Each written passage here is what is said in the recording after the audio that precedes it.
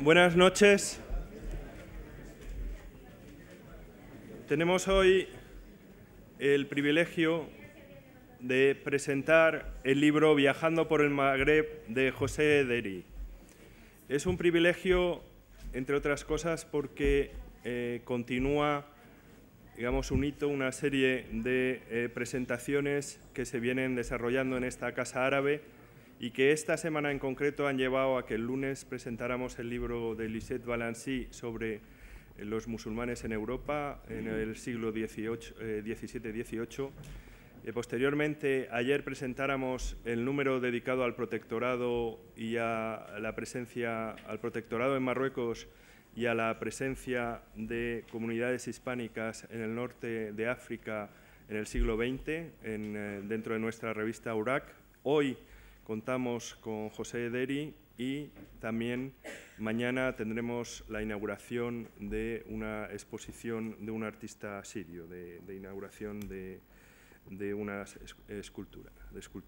Por tanto, realmente yo creo que esta semana podemos decir que es una semana potente desde la perspectiva de proyección de esta casa, pero empieza, entiendo yo, a ser la tónica. Pero hoy, en todo caso, es realmente un privilegio a tener a José Ederi aquí y tener la mesa, digamos, que tenemos. Contamos esta tarde con Rafael Mendívil, subsecretario del Ministerio de Asuntos Exteriores y Cooperación, John Juaristi, escritor y director general de Universidades, Fernando Villalonga, delegado del Área de las Artes, Deportes y Turismo del Ayuntamiento de Madrid, y Florentino Portero, director general del Centro Sefarat Israel. Debo señalar que, aparte del interés que ha suscitado la presentación hoy, ha habido un interés añadido, y es el hecho de que este no es el primer acto conjunto entre Casa Árabe y el Centro Sefarat Israel. Ha habido otros, pero lo cierto es que este ha suscitado como muchísimo interés, al menos entre los embajadores árabes, tratando de entender a qué obedecía precisamente un acto de estas características. Yo creo que un acto aquí también de estas características es un homenaje y un tributo a la figura de José Ederi, que ha estado presente en la historia del Ministerio en los últimos años, en las últimas décadas, más que en los últimos años, y que realmente ha sido para muchos de nosotros, diplomáticos de carrera, un referente durante todo este tiempo. Debo señalar, ya el resto de quienes participen van a destacar las características de José, pero yo debo destacar que una de las cosas que más me impresiona de su currículum es cuando en el año, si no me equivoco, 1956, se convirtió en el campeón del norte de África de catecismo. A mí me parece que para un sefardí nacido en Larache ser campeón del norte de África de catecismo me parece muchísimo. Y creo que desde ese momento ya asentó las bases de lo que es una personalidad muy potente en la que tendremos, sin lugar a dudas, capacidad de disfrutar esta tarde aquí y también leyendo el libro. Sin más, paso la palabra a Florentino Portero, el director del Centro Sefarat Israel. Muchas gracias.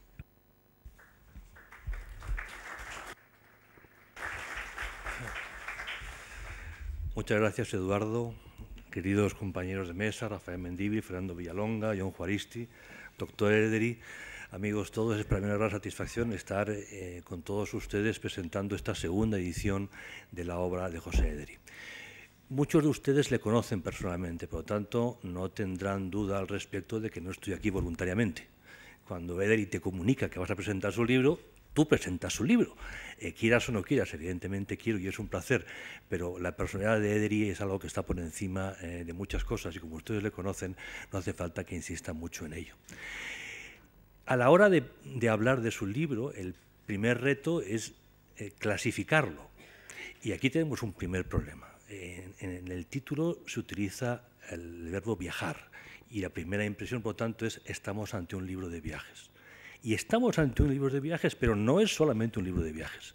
Se habla de viajes, se habla de todo lo que suele acompañar a una obra clásica de literatura de viajes, de tradición inglesa, francesa, española, marroquí o lo que fuera, pero sería un error decir es solamente un libro de viajes. No, no, hay mucho más.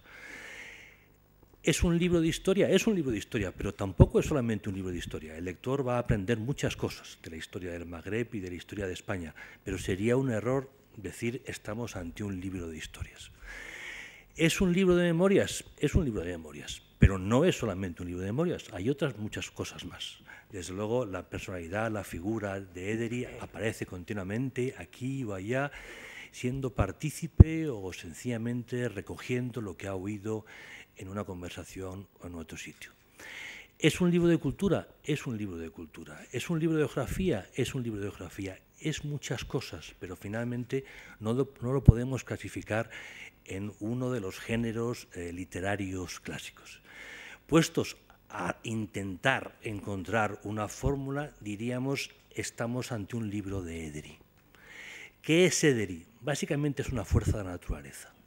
Edery es un señor que tiene una relación con la vida compleja, de pura intensidad. Es alguien que ama la vida como pocas veces he conocido yo personas. Y como todo aquel que ama de verdad la vida, tiene una curiosidad indómita. Lo quiere todo, lo quiere atrapar todo, lo quiere vivir todo, lo quiere conocer, lo quiere manosear. Y de ahí que el libro sea precisamente una expresión intensa de una vida que se quiere vivir sin perder un solo segundo, aprovechándolo hasta el final, porque a Edery le gusta vivir, porque Edery se recrea en la vida y no está dispuesto a perderla en ningún momento. El lector se puede encontrar con sensaciones un poco extrañas. El libro básicamente es una montaña rusa. Es una sensación de vértigo donde uno pasa de un tema a otro sin saber muchas veces por qué Edery le está contando esto ahora y por qué Edery le cuenta esto otro después. Sencillamente Edery sigue su lógica, sigue sus experiencias, sigue sus vivencias. Lo fascinante es que, siendo el libro tan, iba a decir desordenado, pues ya exagerado, con un orden tan personal como el que él aporta, no hay forma de soltarlo.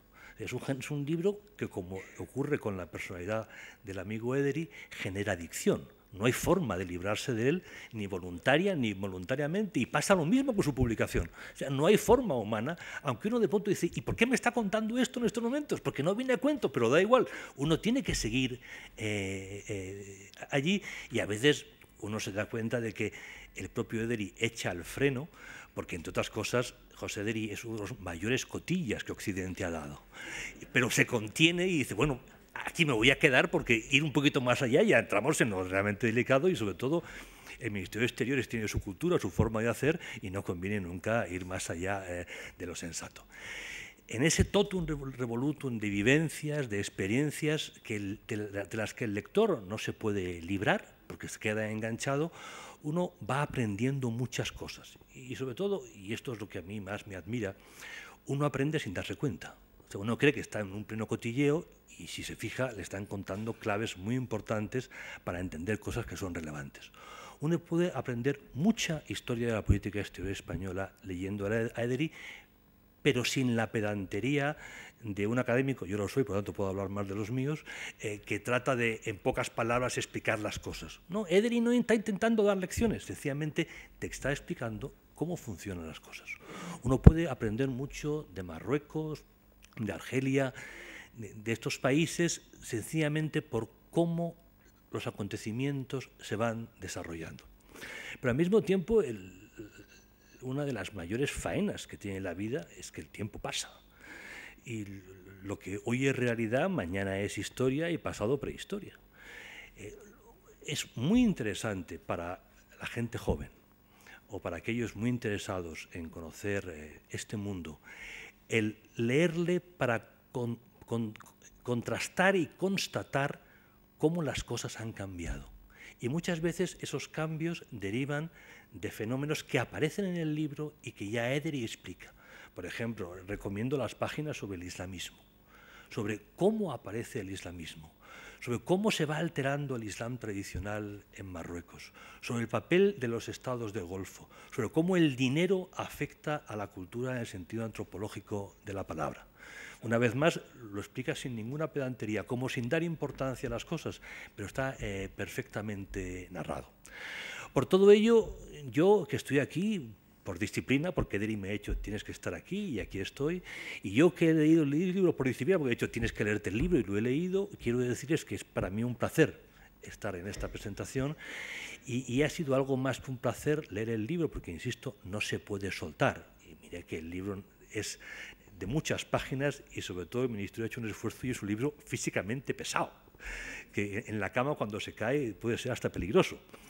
Pero a pesar de ello, es un placer leerlo y, desde luego, les invito a todos ustedes a disfrutar, como yo he disfrutado, de Edery en estado puro, de vivencias, momentos, lugares, olores y cotilleos frustrados, porque la prudencia aconseja a veces poner un punto de aparte. Muchísimas gracias y felicidades.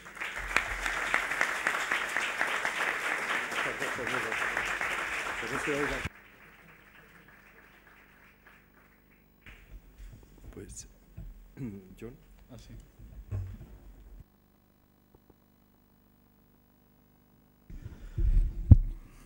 Buenas tardes. Por supuesto, estoy totalmente de acuerdo con lo que ha dicho Florentino. Iría, digamos, a matizarlo un poquito más. O sea, efectivamente, este viaje al Magreb es Pepe Edery encuadernado, o sea, claramente. Pero creo que sí puede adscribirse a un género. Lo que pasa es que es un género que en la literatura española apareció hace cosa de 5 siglos y volvió a desaparecer, digamos, rápidamente, dejando, digamos, algunos testimonios, algunos ejemplares magníficos, pero digamos, yo no lo había visto repetirse, digamos, hasta que me llegó la edición del libro de Pepe hace ya un año. Este género se llamaba suma, miscelánea, jardín, en fin, el jardín de flores raras y curiosas de Timoneda, o la suma de varia intención, de varia elección, la silva de varia elección, de Peromexía, etcétera, y consistía, pues, precisamente en eso, en una selva o en un jardín de flores variadas o de árboles frondosos y distintos y que daban una sombra magnífica y que refrescaban al caminante. Digamos, todo eso en su trasunto literario, que eran historias muy diversas, desde narraciones hasta pequeños tratados de botánica o de medicina, etcétera, que todo entraba, digamos, en estos enormes cajones de sastre renacentistas que eran las silvas o jardines. Yo creo que estamos ante un libro de este género, un tanto dislocado de su tiempo, como 5 siglos después, pero, digamos, ante un ejemplar magnífico. Y, por supuesto, también estoy de acuerdo con lo que ha dicho Florentino. Es un libro de una rarísima eficacia psicológica. Es decir, he visto que en la contraportada se recoge un párrafo mío de una columna que escribí sobre este libro en ABC hace más de un año ya, donde digo que tiene la rarísima cualidad de enganchar al lector, que no puede abandonar estos textos de Edery hasta terminarlos. Es así, es decir, para un escritor no profesional, digamos, como Pepe Edery, pues es una rarísima, digamos, hazaña conseguir enganchar al lector, tener al lector colgado de sus textos y, además, implorando que el libro no se acabe, porque uno se va acercando, digamos, al final y está en esa especie de enorme trance placentero de la lectura y ve ya, digamos, con una tremenda decepción que quedan muy pocas páginas y que el libro se va a acabar y que uno no va a poder seguir en esa especie de trance magnífico.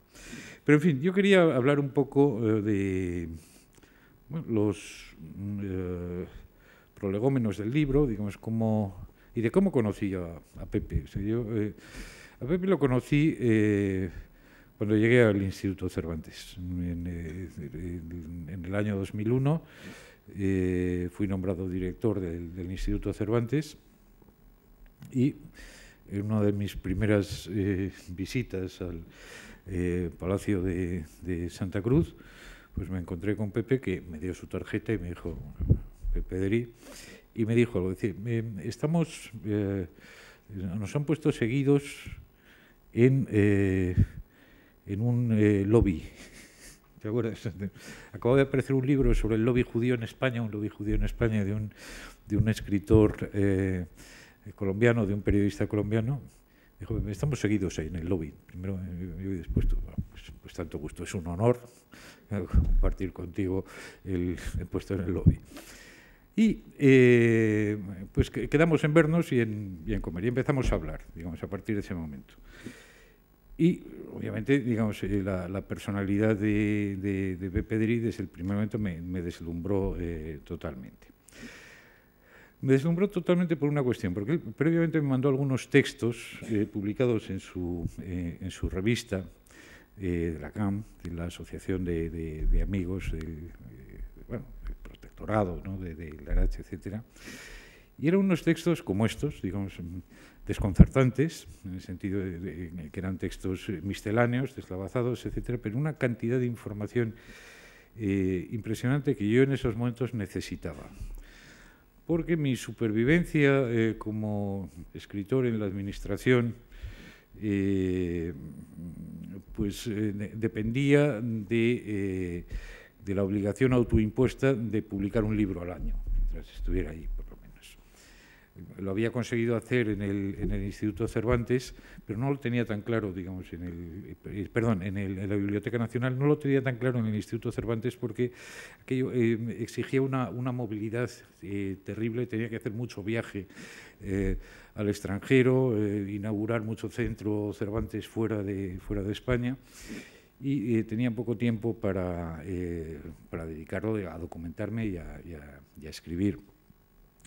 La Biblioteca Nacional es, como ustedes saben, un antiguo galeón lleno de vías de agua y de fisuras, embarrancado en el Paseo de Recoletos, del que nadie se ocupa. Era un sitio muy tranquilo para trabajar. Uno podía entrar allí a las 9 de la mañana y salir a las 9 de la noche sin que nadie en Madrid se enterase de su existencia, y disponiendo, digamos, de los fondos de la biblioteca. Pero el Instituto Cervantes ha sido siempre una flota de barcos piratas perdidos por los bajíos, por ahí, complicadísimo y con problemas de todo tipo que exigían moverse, digamos, a todas partes.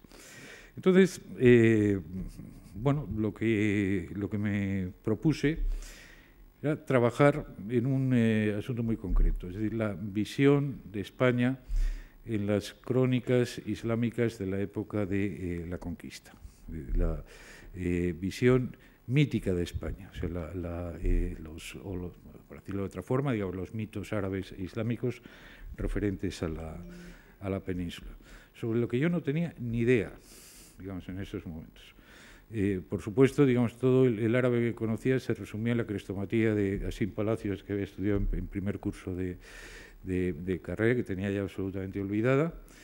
Y, bueno, sí había leído repertorios de cuentos, Las Mil y Una Noches, etcétera.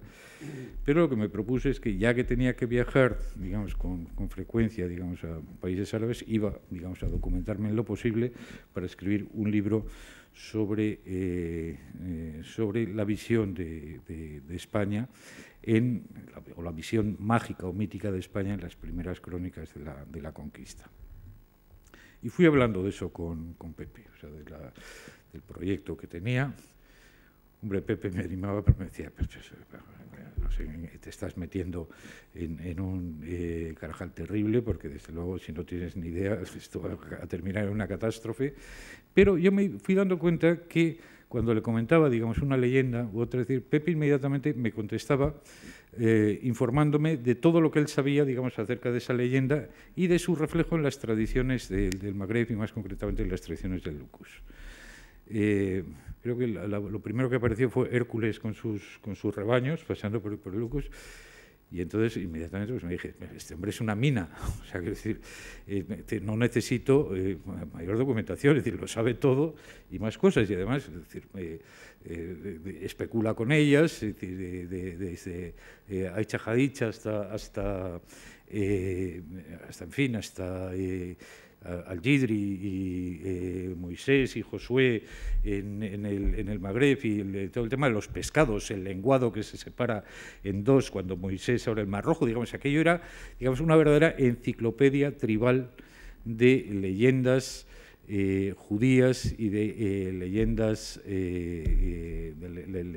rifeñas en torno, digamos, a ese mundo que a mí me interesaba y que estaba relacionado directamente con la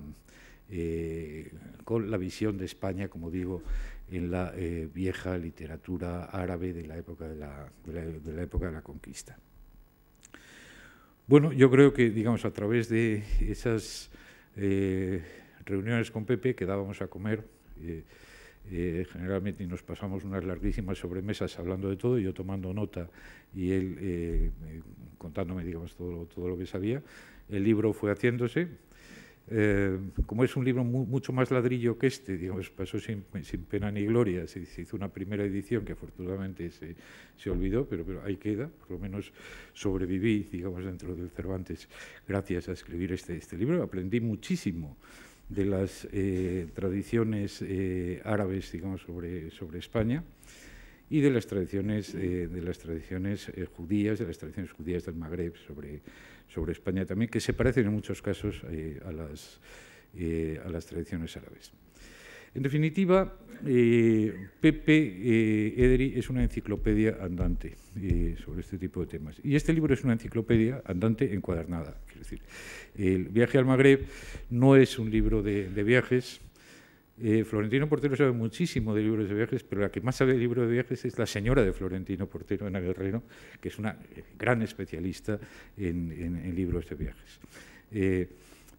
Comprendo que Florentino haya estado dispuesto a caer en la trampa del título, el Viajando por el Magreb, porque no es viajando por el Magreb, es viajando, digamos, a través de la constelación mítica que guarda la cabeza de Pepe Ederi, pero es un viaje en torno a mi cuarto, como habría dicho Xavier de Mestre, es decir, no sale de ahí, es un viaje a través de la experiencia vital de Pepe Ederi, que no solamente, digamos, ha viajado y conoce perfectamente el Magreb, sino, digamos, que ha viajado también, digamos, por unas tradiciones orales que le han llegado y que ya han desaparecido. Es decir, las tradiciones orales de su baba, de su abuela, que le contaba las antiguas leyendas, se las contaba en jaquetí, además, por lo que parece, de los judíos de Marruecos, sino también, digamos, lo que oía, las tradiciones árabes. Yo creo que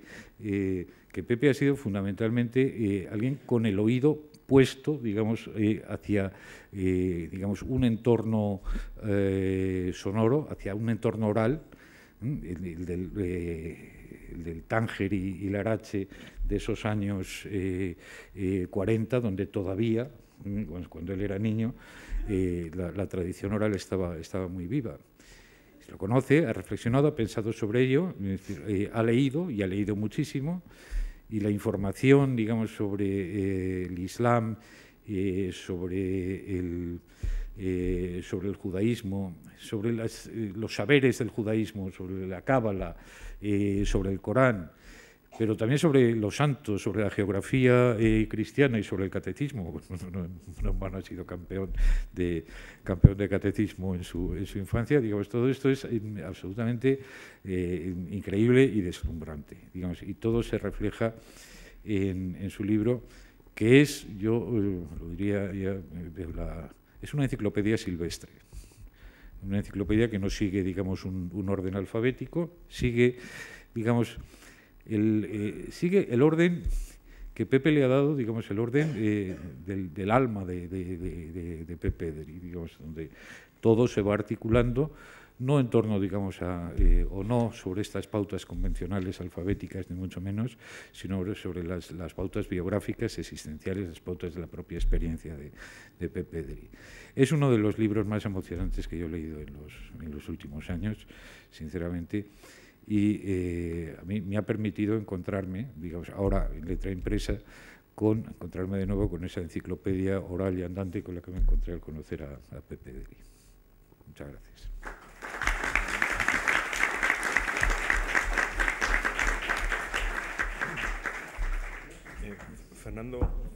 Fernando Villalonga. Muchas gracias. Yo, en primer lugar, quiero agradecer a Pepe Edery su invitación para presentar su libro, una obra que trata desde su vivencia personal y su experiencia vital y cultural de una zona esencial de nuestra política exterior, que es el Magreb, ¿no? Y son muchos los agradecimientos que le debemos dar a José Edery. Los funcionarios diplomáticos le debemos dar, agradecerles, sobre todo, cuidar por nuestra salud, en esa tradición tan ligada al judaísmo, medicina y judaísmo, que durante tantos años ha desempeñado Pepe Edery en el Ministerio, dedicado a la investigación, a la difusión de aspectos de nuestra medicina relacionada con estas estancias en destinos en el exterior. Y quiero decir que esa tradición judía del cultivo de la medicina, que va atrás hasta uno de los padres de la filosofía del judaísmo, Rambam, hasta una larga lista de sefardíes que desarrollaron la ciencia médica, adelantadísimos en toda la Edad Media, pues ha hecho que yo, mis primeros contactos con el judaísmo en Argentina, tuviese un médico sefardí, que era de origen bagdadí.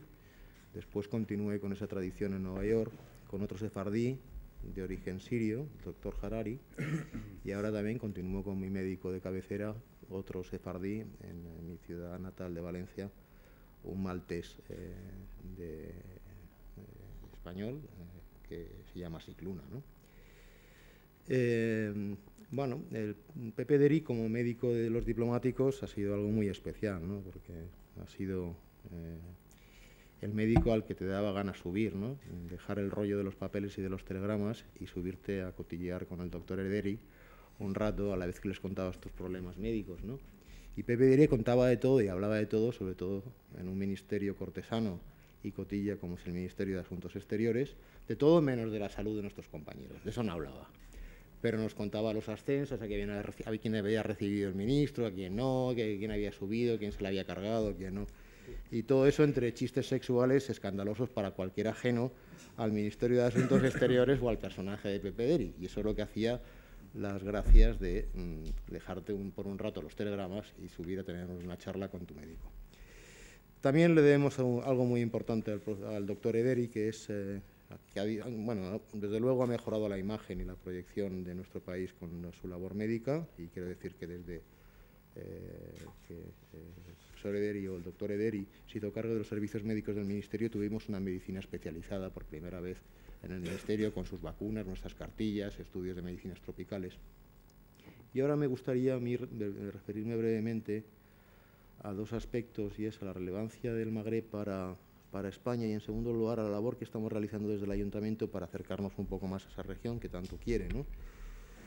El libro de Pepe Edery, además de ser ese magnífico catálogo de recuerdos, como es él, esa verborrea enciclopédica de sensaciones, de jaquetilla, que domina perfectamente tanto en la versión del Arache como la de Tánger o la de Tetuán, hasta todas las tradiciones, desde las noches de paños, todas las tradiciones judías españolas que se han mantenido en el norte del Magreb, nos recuerda pues que esa zona que él quiere, que él ama y que él siempre lleva entre nosotros, es esencial para nuestro país, para España, para nuestros intereses, y nos recuerda siempre la necesidad de acercarnos con amor a esa cultura que tantísimo nos ha influido, no solo la judía, sino también la musulmana, es decir, el Magreb en su conjunto y en su variedad y su complejidad.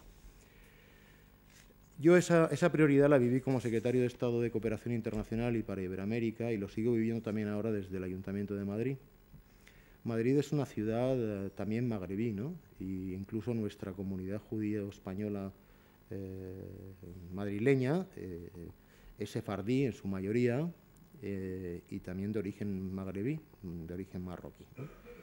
Y es que son tantos los lazos que tenemos, humanos, culturales y económicos, esa relación de vecindad tan estrecha, que necesariamente tenemos que tener una relación privilegiada, y nos tenemos que esforzar todos los políticos y todos los que somos responsables de campos de la política o de la vida pública, en tener presente esa necesidad que tenemos de acercarnos no solo desde el interés, sino también desde el cariño, que es importante como aproximación a las personas del norte de África, ¿no? La prosperidad y la cercanía nuestra del Magreb es nuestra prosperidad, y su futuro también está muy ligado al nuestro, ¿no?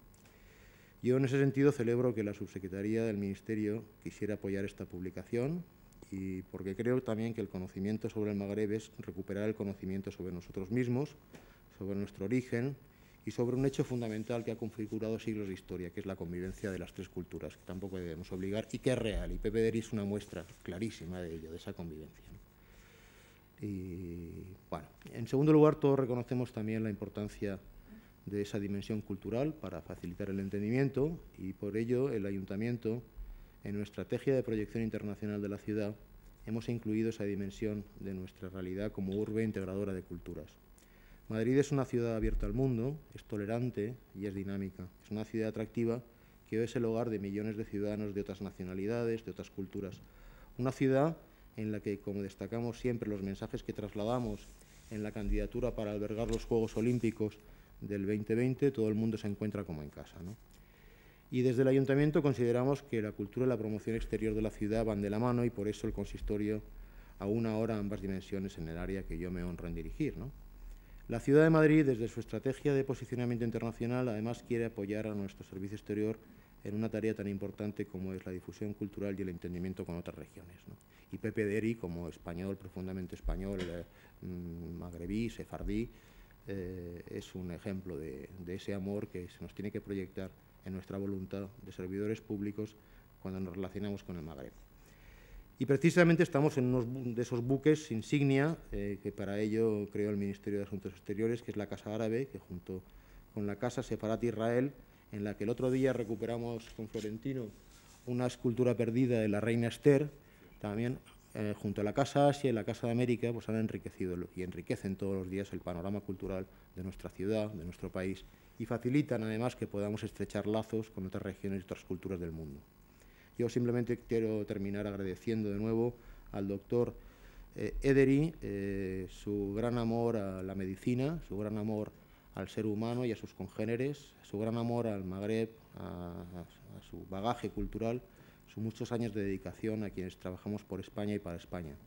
No se pierdan la lectura de esta obra, que es ágil, llena de recuerdos, abigarrada, que nos permite por un momento viajar por una de las zonas más fascinantes del planeta, el Magreb y el ser humano.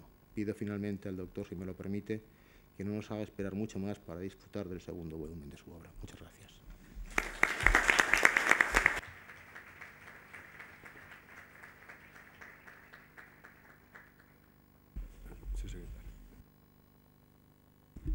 Muchísimas gracias. Gracias a todos por estar aquí, porque el doctor Ederi se lo merece y porque le queremos todos muchísimo. Yo quisiera, en primer lugar, agradecer al Centro Sefarat, a Casa Árabe, que organicen estas cosas, estas reuniones juntos, y que hayan tenido el acierto, por así decirlo, de elegir a las personas que conmigo están presentando este libro, que considero sinceramente un honor estar sentado con ellos, porque todos son eminencias en su profesión.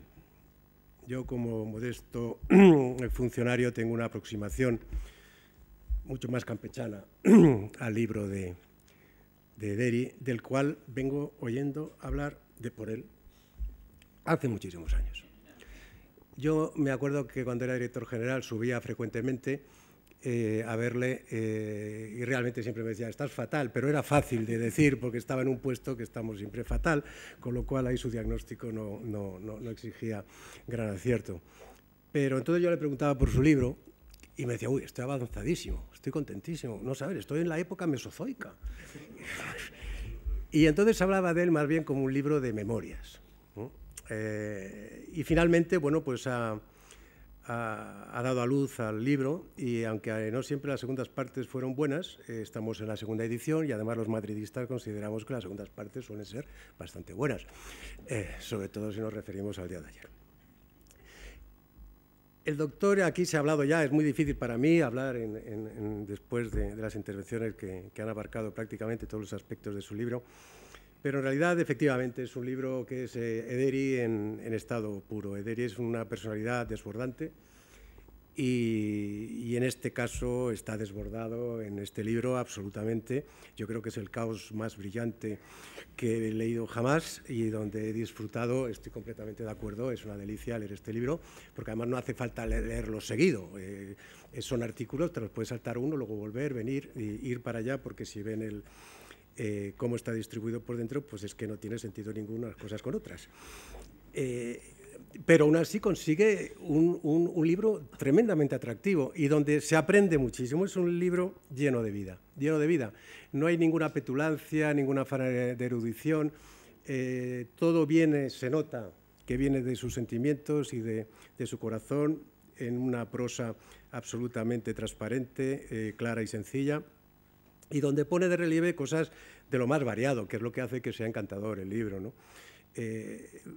Me ha confirmado, aparte de su simpatía y de cómo nos trataba, y desgraciadamente ya menos, a todos los funcionarios del Ministerio de Asuntos Exteriores, donde ha sido jefe médico durante tantísimos años, su orden y su rigor en el ejercicio de su profesión. Y aquí hay un capítulo muy divertido en el que se niega a firmar un certificado médico de alguien hasta que no esté completamente muerto. A pesar de las presiones que recibe y que no son pocas. Aprendemos de repente a descubrir la diferencia entre la hashuma y la haram, para luego deslizarnos a la baraca y nos ponen otra situación distinta. Hay un tratado del caviar. Yo no sabía que en el Guadalquivir había un caviar en aquella época de lo mejor del mundo, pero nos advierte de los tipos y nos habla del beluga y nos advierte no confundir con la beluga, que es una ballena. También de repente se le ocurre pasar la página y entras en la descripción del ortóptero langosta, distinto de la langosta crustácea, y nos explica las connotaciones culinarias, alimenticias y de aproximación de los judíos y de los musulmanes a semejante insecto. Habla de una situación que yo sé que para él es terriblemente entrañable, que es la operación del príncipe, y no diré qué príncipe, eso lo tienen que leer ustedes, pero realmente es un capítulo en su vida francamente simpático, interesante y exitoso. Pero luego nos habla del conformismo del Magreb, del magrebí, o nos explica el origen y la explicación del Arca de Noé.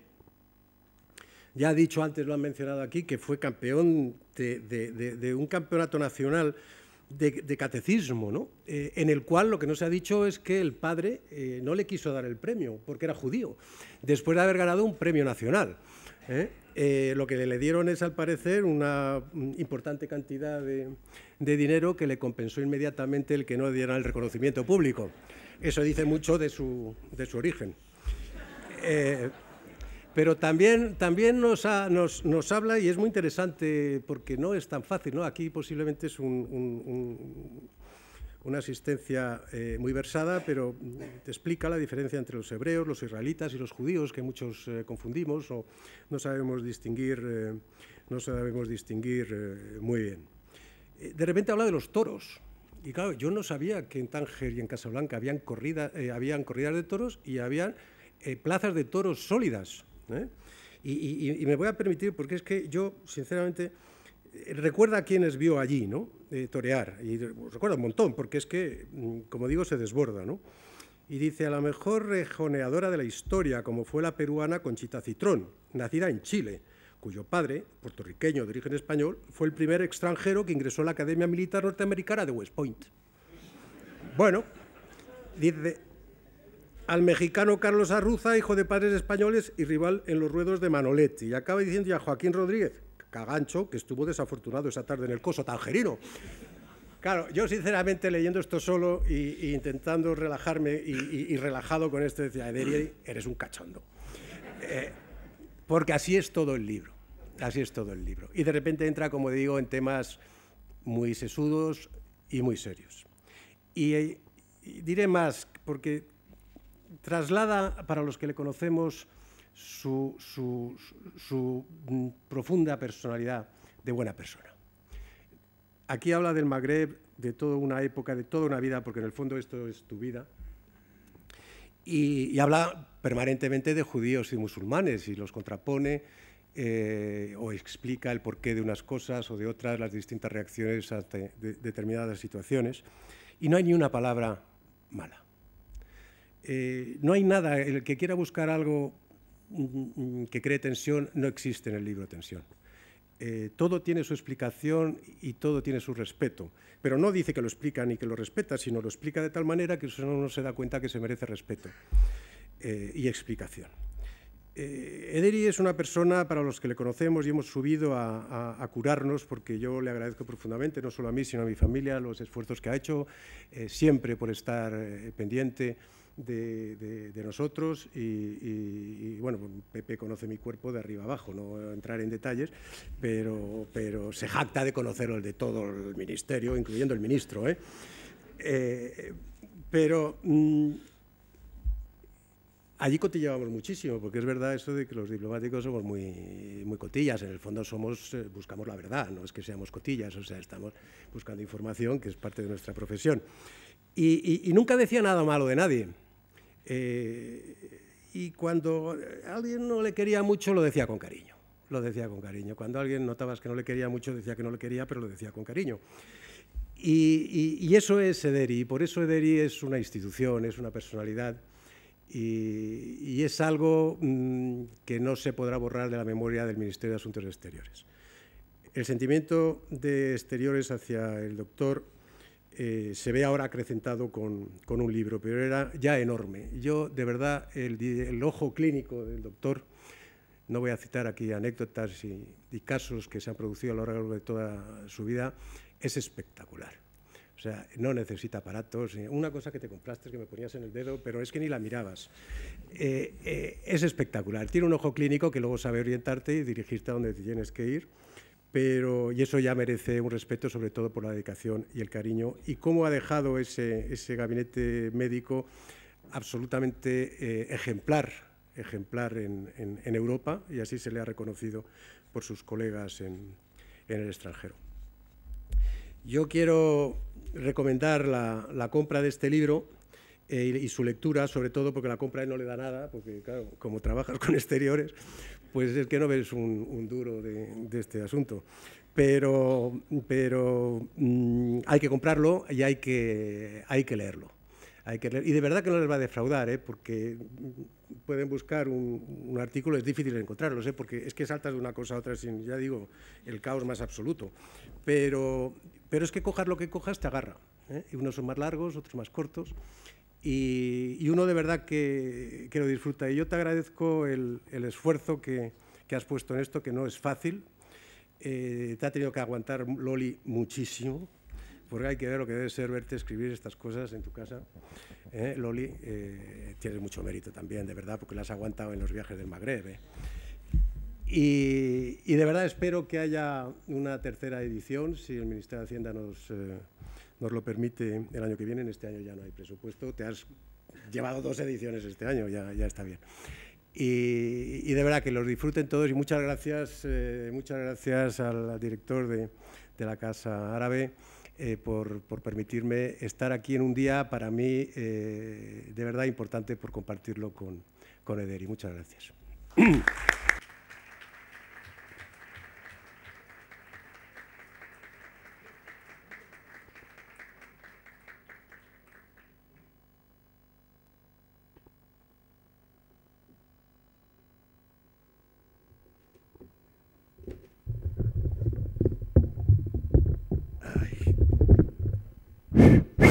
Funciona. Bueno, ¿con este se me oye? Sí. Buenas tardes. Ante todo, voy a enviar un cariñoso saludo a mi hijo y a mis hijas de la primera esposa, Eva, Raquel y Sara, que siempre han asistido a mis encuentros y a mis presentaciones y ahora se encuentran todos en el extranjero. Quiero indicarles que, con el permiso del director de esta casa, a no ser que él diga lo contrario, no habrá preguntas ni coloquio al final, más que nada por falta de tiempo. La labor del autor, después de estas presentaciones, para mí es facilísimo. Yo nada más que ahora tengo que agradecer agradecer a todos vosotros que habéis asistido, agradecer a los colaboradores de la organización, agradecer a los presentadores y en muy breves palabras, por el tiempo que disponemos, explicaros algo de la obra y por qué tenéis que leerla y sobre todo comprarla, o comprarla y luego leerla. A todos los presentes, muchas gracias por esta masiva manifestación de amistad y de interés cultural con vuestra presencia. Aunque yo me esperaba mucho más, ¿eh?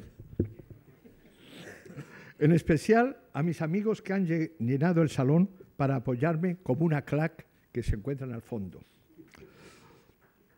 Me recuerda esos tiempos en el teatro que nos daban las entradas gratis, como les ha ocurrido, han entrado gratis, y que si tuviera que nombrarles a todos, pues no veríamos ni el partido de fútbol. Disculpadme que a causa de mis cataratas, son muy específicas, no pueda ver más allá de la segunda fila. Pero me parece distinguir, porque son muy especiales mis cataratas, distingo a las mujeres y no a los varones, ¿sabes? A mis amigas Tati, a Begoña, a Ana, a Pilar, a Marijose, a Eva, a mi querida Carmelina de Llerena. Y no veo, sí, es que no os veo, perdonad, veo cabellos muy bonitos, unos bonitos peinados, pero no distingo las facciones. Entre los hombres sí, porque forman casi dos filas, que son mis compañeros, mis vecinos, mis queridos vecinos de petanca, que han abandonado la partida de hoy que les correspondía y han venido todos. Gracias. Agradezco, asimismo, la asistencia de mis amigos del MAEC. No se oye. Aquí en las primeras filas, que son a los que veo, ¿sabes? A los directores, Ignacio Ibáñez, a Miguel Aguirre de Cárcer, a Luis Fernández Cid, con una larga experiencia en el consulado de Rabat, a Alberto Carnero, al embajador y un excelente que fue director de la Casa Sefarad, Álvaro Albacete, a los embajadores y subsecretarios Joaquín Ortega y Jesús Esquerra, cuyas esposas no han venido no sé por qué, a Julio Núñez, que me aguantó durante muchísimos años como jefe. Él era el jefe, yo era el subordinado. En fin, a todos vosotros. Hasta Carlos, que ha venido de Málaga, mi general, mi máximo general que tenemos en Larache, junto a Cárdenas, han venido a este acto. A los colaboradores de la Casa Árabe y del Centro Sefarad de Israel, mi gran agradecimiento, porque han trabajado magníficamente en organizar este acto. No te he nombrado. No te he nombrado, Alberto. ¿No ha venido? No le veo, ¿ves? No te lo he nombrado. Bueno, a estos magníficos colaboradores, comenzando por un medio paisano de Leche y de Templo, que es el gerente Sergio Pidueiro, medio paisano porque hemos tomado los dos leche gallega de pequeño, y luego él nació en Mezquita y yo nací al lado de una mezquita. A Nuria Medina y Elena González del Departamento de Cultura de esta casa, y del Centro Sefarad a Fernando Vara del Rey, que allí le veo, al lado de un Tanshawi, a Miguel de Lucas, que ha preferido estar con una hispanoamericana a estar hoy conmigo, a María de Miguel, a Rosa Méndez y a toda esa magnífica pléyade de trabajadores de ambos centros que han colaborado. Sin dejar de mencionar, por supuesto, a mi Moailá, es decir, la circuncidadora de mis libros, Begoña Ibáñez, que es la que me ha cortado todas las mejores los mejores capítulos de la obra que decían que no se podían publicar en el ministerio. Y también a ese magnífico equipo restante, ya residual, junto a la Secretaría General Técnica, que es la imprenta del ministerio. Y como indiqué al comenzar, el tercer paso son los presentadores. Agradecerles. Agradecer a estos magníficos y prestigiosos presentadores que han realizado este acto y que más que agradecimientos, yo lo que tenía que daros es besos y abrazos, pero eso ya será al final. Bueno, empezaremos. Gracias, Eduardo López Busquet, por tu grata y eficaz acogida en esta casa árabe para presentar mi libro. Eduardo comenzó su carrera diplomática con África y Oriente Medio, y al que conocí hace un cuarto de siglo en la Secretaría General Técnica. La relación aumentó en su etapa de ministro consejero en Argelia. Un director general de esta casa árabe, quien a su regreso como embajador en Mozambique, por fin, y subrayo el por fin, ha sabido dar un mayor prestigio a este centro con su perseverante y gran labor diplomática y cultural. Y que ha sacrificado el partido del Valencia juntamente a sus paisanos Fernando Villalonga y Julio Núñez, también valencianos, y cuyo equipo, desde mi infancia, ese equipo de Eizaguirre, Pasieguito, Puchades, era el mío también y es el mío también. Ojalá gane. Al subsecretario Rafael Mendívil Peidró, que al igual que muchos de los presentes, no han dudado en dejar obligaciones importantes para estar en esta presentación. A Rafa no le conocí en su primer puesto en Argelia, sino una década después, cuando disfrutaba de los caldos bordoleses. Y desde entonces vamos unidos en una estrecha amistad familiar. Como embajador en Bulgaria, no podremos olvidar su gran labor a favor de la cultura sefardita. Este cargo es muy largo, el que viene ahora. Al delegado del área de las artes, deportes y turismo del Ayuntamiento de Madrid, Fernando Villalonga Campos, que aunque con unos primeros puestos en embajadas de cultura islámica y posteriormente en puestos directamente relacionados con África y Oriente Medio, nuestra verdadera amistad no comenzó casi 10 años después de su estancia en Bagdad, cuando viró a una cultura iberoamericana con su nombramiento de secretario de Estado del Ministerio de Asuntos Exteriores. Tampoco los sefarditas de Nueva York olvidan su gran labor durante su último destino desde el Consulado General neoyorquino. Al director general de universidades, el escritor John Juaristi Linacero, cuya amistad y valía cultural la simbolizo en que entre la media docena de mis libros permanentes de cabecera figuran su obra El bosque originario. No para dormir, sino para despertarme. Dicen que las amistades se consolidan durante los estudios, en las comidas y en los lupanares. Al contrario de esto último, con mi amigo el embajador Amaro, cuya amistad se acentuó con nuestra obra que vamos a publicar, que hemos escrito y a ver si publicamos, sobre los lupanares de Oviedo y Larache. Pues a diferencia, con Juaristi, la amistad se consolidó en las comidas cuando me invitaba a exquisitos platos de pescado de su querida cocina vasca y me explicaba el arte y elaboración culinaria de cada uno.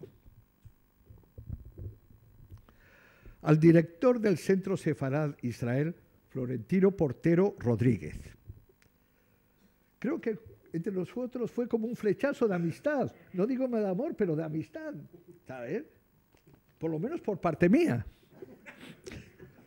¿Quién no conoce a Florentino, esta personalidad televisiva y de los medios de comunicación con sus explicaciones geopolíticas de la actualidad internacional?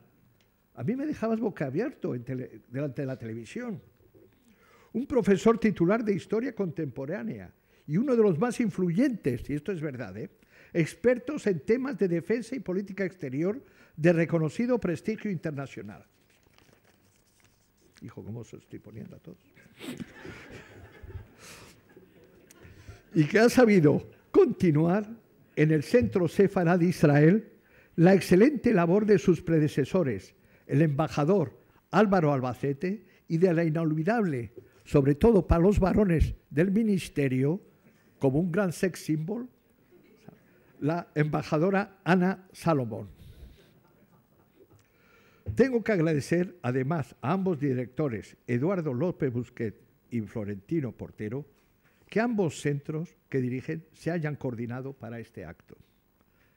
Creo que es la primera vez que dos instituciones estatales de orientación cultural distinta, árabe y sefardita, se unen para fomentar un acto como al que estamos asistiendo. Y si no es la primera vez, es la mejor de las veces.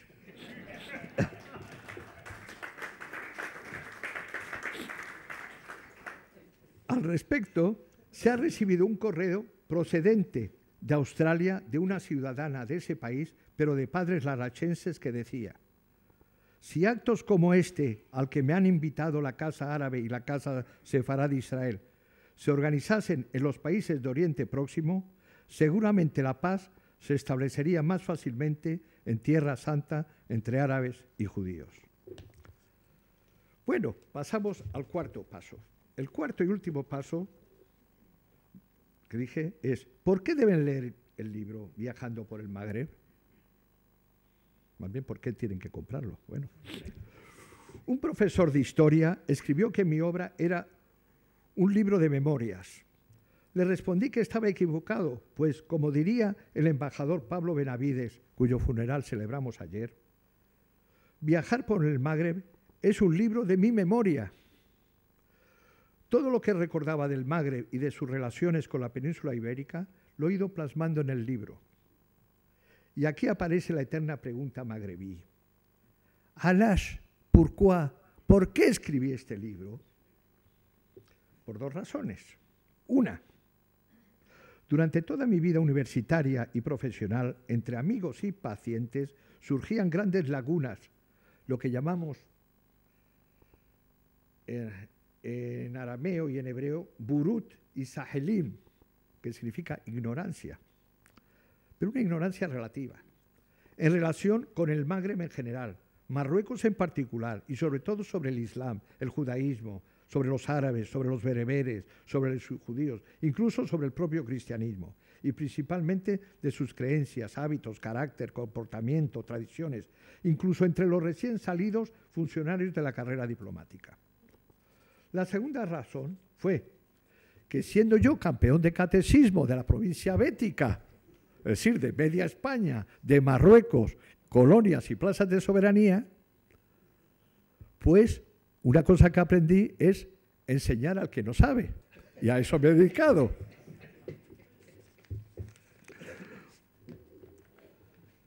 ¿Qué intento relatar? ¿Qué intento con ello? Pues nada, relatar la semejanza cultural y genética entre gran parte de los habitantes de la península y del Magreb, principalmente con los bereberes, que fueron los principales inseminantes en España y Portugal durante siglos, al igual que fueron los extremeños en Iberoamérica. Si repasamos algunos subcapítulos del sumario del libro, se puede comprobar lo que acabo de decir. Escribo sobre el origen de ambas regiones mediterráneas, de sus historias parecidas, de sus semejanzas de creencias religiosas, en comportamientos y tradiciones, sobre todo, especialmente, sobre lo que fue la península ibérica y la España, el Magreb hispánico, aquello que durante siglos, aquellas regiones, España tuvo una gran influencia cultural. un ejemplo de estas convivencias es que tenemos en el Magreb y sobre todo en Marruecos santos y santas, cosas que no existen en el Islam. En mi pueblo, la patrona es una mujer, la Mennana el-Mesbahía. En Alcázar, a 30 kilómetros, es otra mujer, la Fátima el-Andalusía, aunque comparte el patronazgo con Sidi Bughaleb. Además, son santos específicos porque tienen un comportamiento suní, con ideas sufís y con una ortodoxia malequita, es decir, muy amplia, de las más amplias de las cuatro que existen entre los suníes. Esto te da una libertad religiosa, espiritual, cultural, social, de todos los tipos y que te permite una perfecta convivencia como la que tuvimos en el Protectorado de España en Marruecos.